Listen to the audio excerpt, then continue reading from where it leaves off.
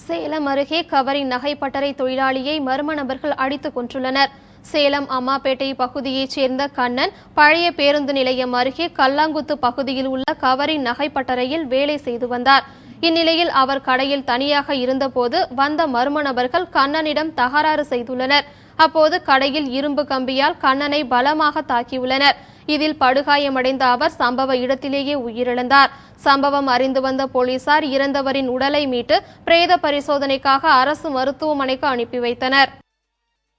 இது 33 டிவிஷன் சேர்ந்ததுங்க. சேலத்துக்கு மோமபுரா ஏரியா. இது இந்த காம்ப்ளெக்ஸ்ல 2வது ஃப்ளோர்ல ஒரு சம்பவம் அடிதடி நடந்ததா 7:45 ஃபோன் வந்தது. எனக்கு ஃபோன் அடிப்பில் நான் நேரில் வந்தோடனே யாருமே இங்கே ஆளுங்க இல்லை.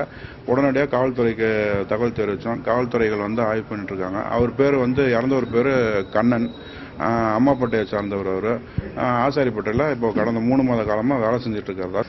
அந்த வளையல் மட்டம் தட்டுற ராட் எடுத்து சாஃப்ட் எடுத்து தலையிலையும் மூஞ்சிலையும் தாக்கியிருக்காங்க. கடுமையான தாக்குதல். பூராமே கொலவெறியோட தான் தாக்குதல் நடத்தியிருக்காங்க.